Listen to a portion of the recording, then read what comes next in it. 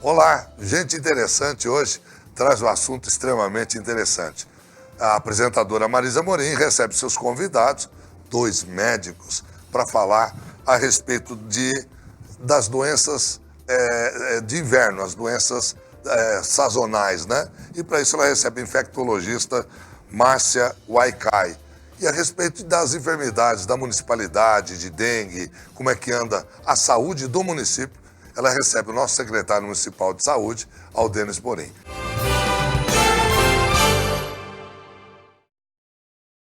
Olá, estamos aqui hoje recebendo com muito prazer a doutora Márcia Waikai. Ela é médica, pediatra e infectologista. E claro, nós convidamos a doutora Márcia para ela dar algumas dicas importantes de como a gente passar esse frio, esse período de inverno, não é? Sem se prostrar tanto por conta das doenças respiratórias, principalmente. Doutora, muito obrigada por aceitar o nosso convite. Obrigada, eu agradeço para poder participar e assim compartilhar algumas informações importantes, né, para a prevenção de algumas doenças e orientação com relação a alguns sinais preocupantes que as pessoas devem ter. É exatamente isso que a gente quer da senhora. Eu começo perguntando, primeiro, quais são as doenças do inverno? Olha, a mais comum é a gripe, depois tem resfriado, depois tem as pneumonias, depois tem as sinusites, tem as faringites, as amidalites, todos as os bronquiolites, sim. Então, infelizmente, né, nesta época, é a época de circulação dos vírus respiratórios, que sim ou não, eles acabam sendo facilitada a sua transmissão e assim as pessoas acabam se infectando e principalmente acometendo as vias aéreas superiores, né? Aí por isso que vem todas as ites. Agora, quem que mais sofre com essas doenças, chamadas doenças do inverno?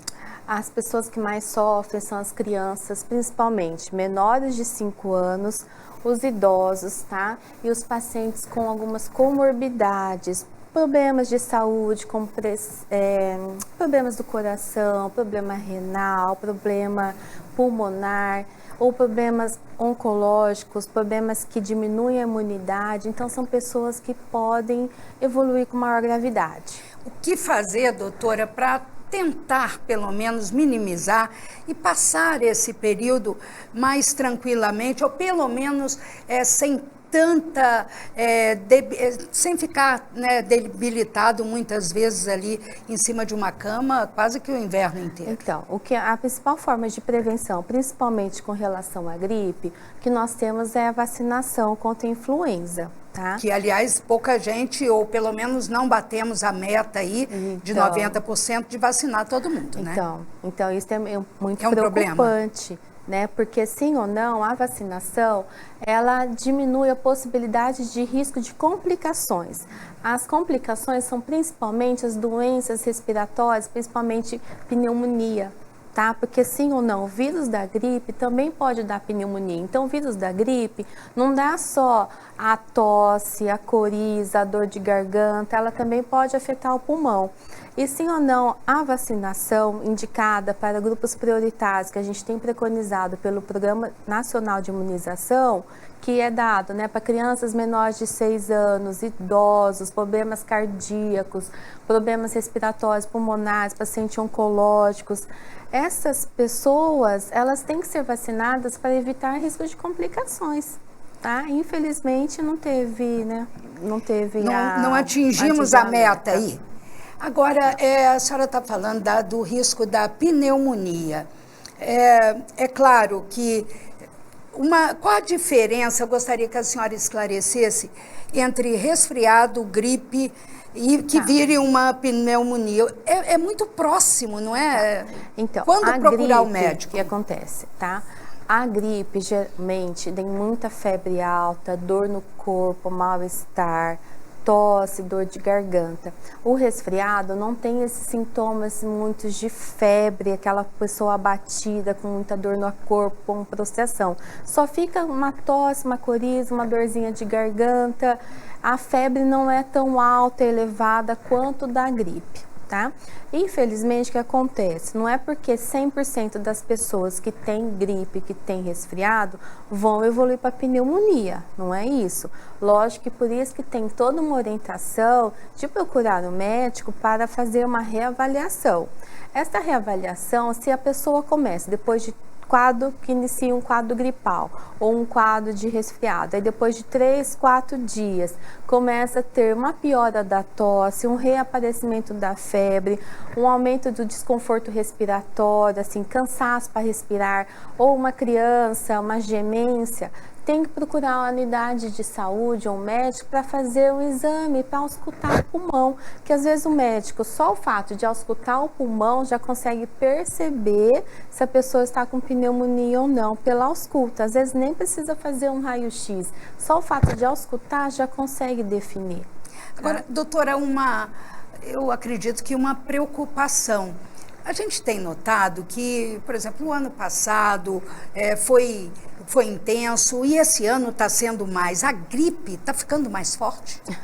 Não, na verdade, que está acontecendo? Que não está ficando mais forte. Na verdade, eu acho que tem uma orientação hoje em dia, né? Tem uma orientação da população com relação à divulgação da informação, né? E também temos a possibilidade de fazer o diagnóstico.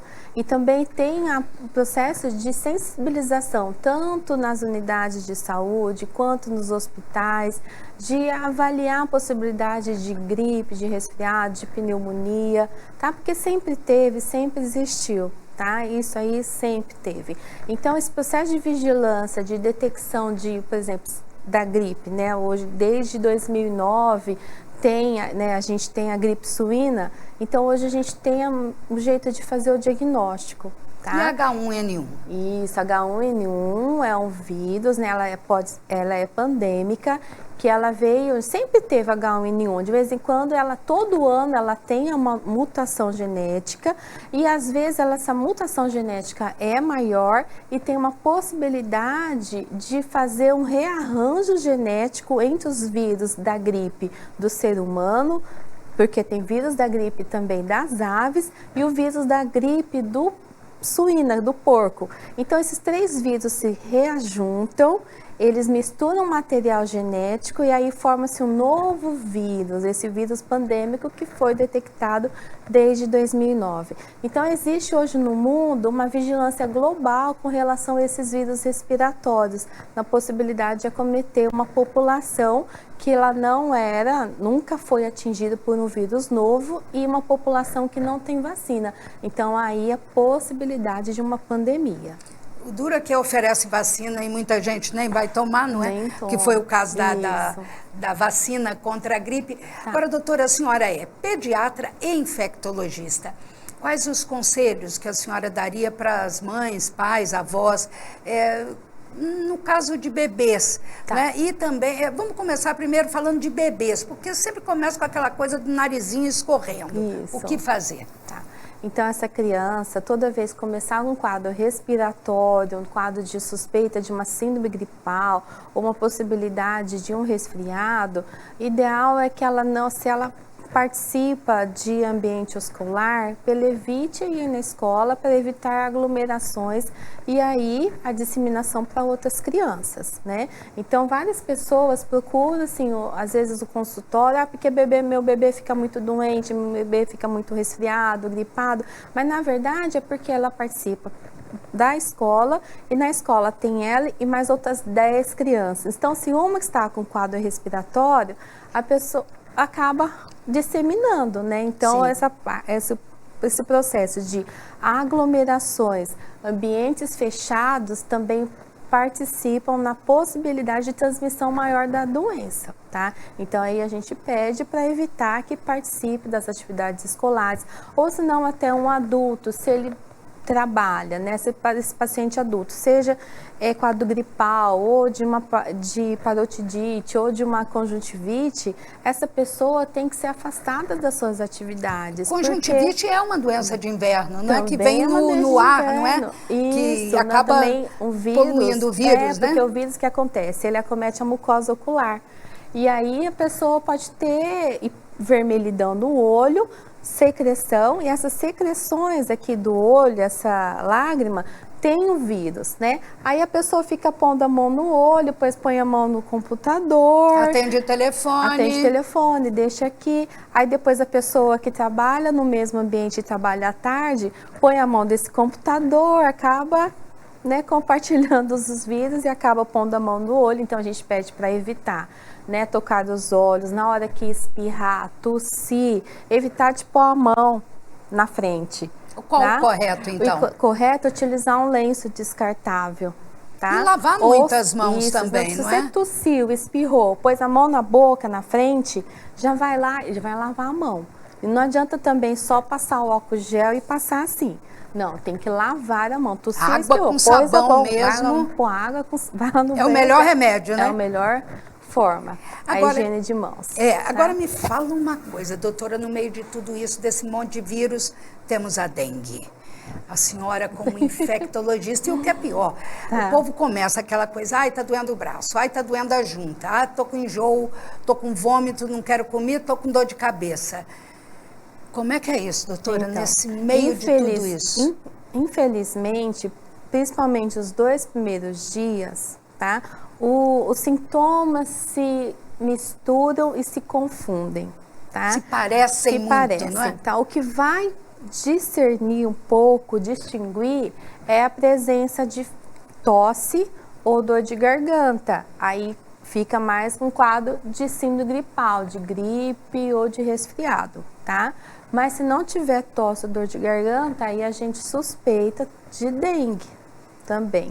Quer dizer, ela tem que buscar um médico, uma unidade básica de saúde de qualquer jeito. Tem que buscar essa orientação, para você receber orientação se é uma síndrome gripal, se é dengue ou outras doenças, né? Doutora Márcia Uacai, ela que é médica pediatra e infectologista, agradecemos muito a participação da senhora aqui, essas orientações. Claro que a gente sabe que depende muito limpar a casa, tirar poeira, tudo isso também contribui, não é? A gente pede para evitar as pessoas com quadro gripal, resfriado, evitar aglomerações, fazer etiqueta da tosse, não tossir, espirrar, colocar a mão, utilizar sempre o lenço descartável. E se utilizar um lenço descartável, desprezar esse lenço no lixo adequadamente e utilizar o álcool gel depois, tá? Então, animais, como é que ficam? Não, um pouquinho mais distante, assim, então, ela fica mais ali. Pode confundir às vezes com rinite, né? Tem verdade. pessoas que têm alergia ao pelo do animal e aí começa a espirrar, e aí se tiver um vírus, vai começar a disseminar esse vírus no meio do espirro por causa do processo alérgico também. É verdade, doutora, a gente está rindo, mas eu desejo boa sorte para a senhora nesse período agora de inverno, que a gente sabe que as pessoas buscam mais unidade básica de saúde, atendimento, mas espero, e principalmente tem que buscar mesmo, pensando aí em evitar alguma situação mais complicada, no caso do H1N1. Muito obrigada, viu? Imagina, eu agradeço. Venha mais vezes. Obrigada. Tá bom.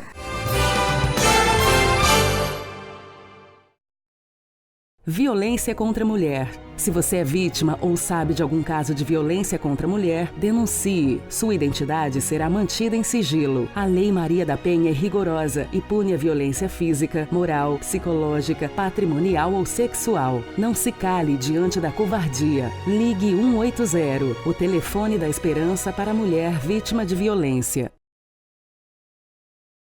Seja sócio contribuinte da APAI. Ela precisa muito de sua ajuda. Colabore. Ligue 2136-1200.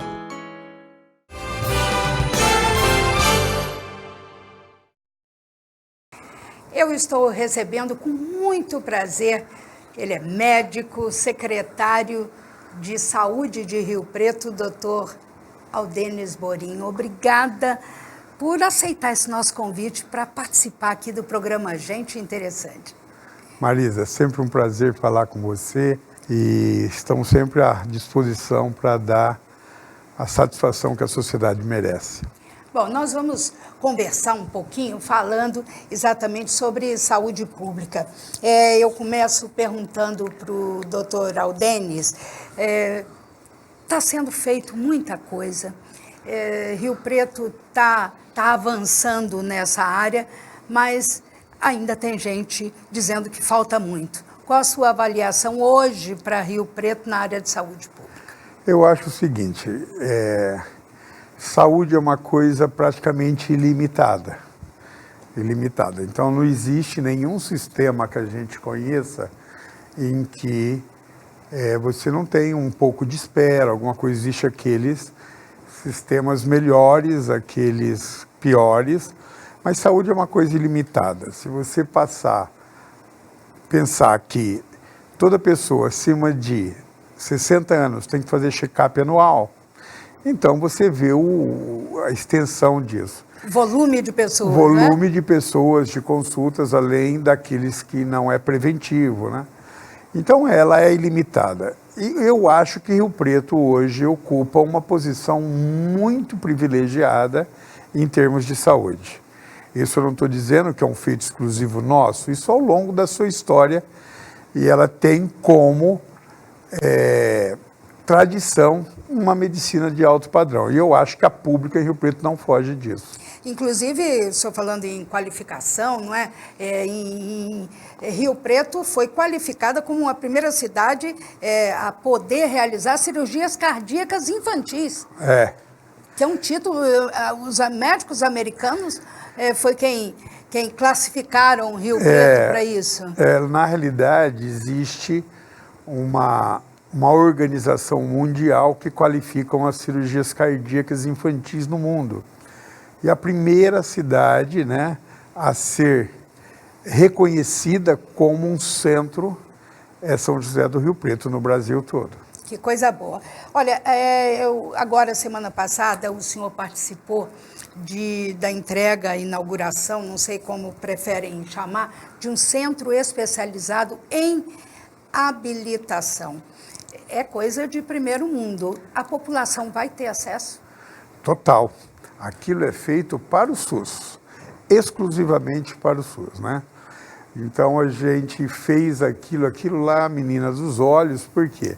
Porque nós estamos trabalhando com pessoas muito fragilizadas, que precisam de recuperação, seja para reinclusão social, seja realmente física, para ter a mínima qualidade de vida. E lá nós vamos fazer a física, a mental, né? Nós vamos fazer também a ostomias, o treinamento das pessoas para utilizar a auditiva. Então são 4 reabilitações que são fundamentais para o indivíduo ter uma vida normal. Agora, como chego até lá? Eu passo pela unidade básica de saúde?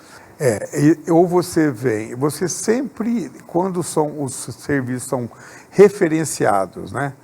Você sempre tem que passar por uma unidade básica de saúde. Então, por exemplo, Centro Médico Regional de Especialidade, Centro Médico de Especialidade, que fica lá no shopping.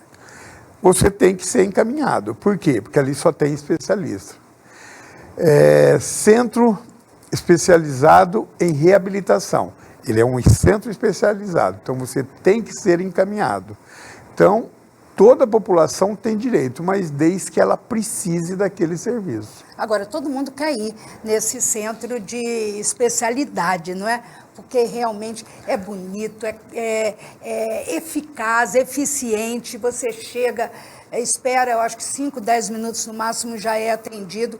Agora a gente vai ter laboratório municipal também lá no Complexo ProSaúde. Nós estamos, em termos de saúde pública, São José do Rio Preto também está se tornando referência, não só como a cidade, né, na medicina particular. Saúde pública, Marisa, ela é uma pirâmide. A porta de entrada, e eu considero mais importante do sistema, é a atenção básica. A atenção básica é aquela que faz a prevenção, que faz o primeiro diagnóstico, a primeira suspeita clínica, que faz todo esse processo. Só que ela gera consultas de especialidades. Ela gera exames, tá? Não adianta você aumentar a base, que é a atenção básica, se você não preparar os demais degraus. Então você vai, na realidade, sufocar ou afunilar em alguma algum momento. O que nós estamos fazendo? Nós temos uma atenção básica bem expandida hoje, com 27 unidades, que nós temos 58 equipes da saúde da família, que pretendemos aumentar até 80, só que você tem que ir na pirâmide, né? Você tem que aumentar exames, você tem que aumentar meios de diagnóstico. E você tem que aumentar, por fim, o quê? Internações, hospital. Nós não temos hospital municipal. Nós não temos hospital municipal. Então, o que acontece? Você tem que ter alguém para internar esse paciente. Não adianta nada ele ter a prevenção, o diagnóstico, o exame, comprovação, tudo, especialista, aí precisa de um procedimento. E eu não tenho ele. Então, tudo é interligado, né? Então, onde a gente captou? Captou que os exames estavam extremamente estrangulados. Então, nós passamos a agir ali primeiro. Que já teve um mutirão de exames, agora a prefeitura hoje realiza quantos mil exames mensais? Hoje nós estamos com 117 de sangue, vamos falar de sangue. 117 mil exames mês, e agora, com a abertura do laboratório, nós vamos pular para 140 mil. E com capacidade de atingirmos 200 mil. Por que então, secretário, que as pessoas ainda reclamam da saúde? Aquilo que eu te disse, sempre vai existir fila, sempre vai. Nós não podemos perder o controle dessa fila. De um conceito geral, pacientes não graves, pacientes sem doença grave, considera-se demanda reprimida, ou seja, um tempo de espera acima de 45 dias, tá? Só que isso é muito relativo, você tem as prioridades. Um paciente que chega com uma suspeita de tumor, ele não pode esperar 45 dias. Ele tem que ser atendido mais rapidamente. Um paciente com sintomas claros e evidentes de uma diabetes descompensado tem que ser atingido rapidamente. Por isso que no nosso sistema, 20% das consultas são reservadas para esses casos em que não pode esperar. Nós pegamos, Marisa, com 6 meses em média de tempo de coleta de exames. Nós estamos com 28 dias ainda. Depois do laboratório, a gente espera ficar em 15 dias, 10 dias, que vai ser uma coisa maravilhosa para o sistema público quando a gente pegar referências de outras cidades. O ideal seria colher imediatamente. Sim. E, se pudermos, vamos chegar a isso. Agora, tem o Centro do Idoso, de atendimento do idoso, tem o Hospital Dia. Isso tudo está funcionando e a partir do momento que vai ampliar agora essa questão do laboratório, então vai ampliar ainda mais esse atendimento? O Centro do Idoso, ele funciona, é uma das coisas mais lindas, né, que a gente lá vê, para determinadas doenças de idosos, né? Ele não acredito que vai ampliar muito, né? Eu acho que o que vai ampliar mesmo daqui 1 ano, 2 anos, a gente aumentar a atenção básica. Porque daí eu não tenho mais o gargalo. Daí eu posso expandir a atenção básica. Isso depende de quê? O Ministério da Saúde ou a própria Não, eu acho saúde que municipal? isso são planejamentos a longo prazo, né? Nós chegamos à conclusão, não adiantava aumentar a atenção básica agora, que ia estrangular em algum local. Que local era esse? Exames cardiológicos, tomografia que nós compramos, exames de sangue e assim por diante. Várias especialidades eram estranguladas, né? Uma esteira, por exemplo, nós tínhamos filas quilométricas. Hoje não, nós não temos mais filas quilométricas. Então, na realidade, a gente entrou no gargalo. Vamos solucionar isso aqui para depois podermos ampliar a básica. Agora, secretário, Aldênis Borim, está aqui, peguei até o óculos para enxergar porque é cruel. O que aconteceu para essa epidemia de dengue, eu acho que a maior dos últimos anos? Marisa, eu tenho a consciência tranquila que a Secretaria e a Prefeitura cumpriu o seu papel, fez a tarefa de casa. Como que ocorre a dengue? Você tem que ter 3 fatores para a dengue. O primeiro fator é o que a gente chama vírus circulante. Ele tem que estar circulando, esse vírus. O outro é o mosquito. Esse mosquito tem que ter condições de proliferação. Se eu tenho o vírus circulante e o mosquito com condições de proliferar, obviamente vai ter a contaminação do mosquito. Tendo a contaminação do mosquito, ele vai contaminar o ser humano. Tá certo? Então, esse é o grande jogo da dengue. Por que tem anos que você tem índices altíssimos de Breton, que é, no caso, índice de criadouros, e você não tem dengue? Porque o vírus não circula. Tá? E assim por diante. Então, o que aconteceu esse ano? Esse ano aconteceu um vírus... Tipo 2? 2, extremamente virulento. Encontrou um mosquito com condições propícias para sobreviver, que era? Muito calor e muita chuva. Água e outra, um tempo prolongado. Começou em janeiro isso e veio a terminar o final do mês passado. Tá? Então, esse casal de coisas foi que eclodiu uma epidemia em São José do Rio Preto. Volto a afirmar, eu acho que nós nos preparamos, sabíamos que ia ter, isso foi sendo detectado. Foi feito o centro de hidratação, né? Isso. Aí nós temos o último fator, que é a casa, é a população. Se ela não cuidar, esse vírus... esse pernilongo vai proliferar dentro da própria casa. Não adianta você limpar a rua, porque ali está o criador. Teve um munícipe que foi feito, pôs o Face e tal, que todo mundo da casa dele tinha. Aí nós saímos procurando onde que era esse foco na redondeza. Era a casa dele com 12 locais de criadouros. Segundo pesquisa, 80% dos criadouros estão dentro do próprio município. É. Secretário, só para a gente terminar, porque senão, se eu não perguntar, imagina, Hospital Municipal, como é que está isso? Fechou o IELA, temos a Santa Casa, o HB, mas e o Hospital Municipal? Temos um projeto. Vai sair do papel? Vai sair. Quanto tempo? Vai. Não podemos dizer, porque depende muito do financiamento disso, de como a gente vai conseguir. Vem ajuda federal e estadual? Há uma vontade grande do prefeito em fazer isso, de toda a prefeitura, a secretaria muito empenhada nisso, mas vai sair. De uma maneira ou de outra, vai sair. Tem que sair e vai sair. Que bom. De 0 a 10, qual a nota que o senhor dá para a saúde pública em São José do Rio Preto? Se eu pegar como referência a saúde pública do Brasil, eu dou nota 10. Se eu pegar a saúde pública não só do nosso país, como pegando os países mais desenvolvidos, eu acho que a gente ficaria numa nota 7 por aí. Então estamos bem, passando de ano. Estamos bem. Secretário, muito obrigada por aceitar o convite, vir aqui participar do programa Gente Interessante, porque o senhor é gente interessante. Eu agradeço o seu convite e estou à sua disposição sempre. Muito obrigada.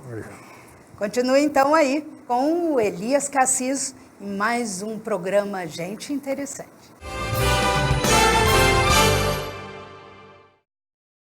Espero que você tenha gostado. Gente interessante falando a respeito de saúde, com entrevistados mais do que competentes. Até o próximo programa. Espero você.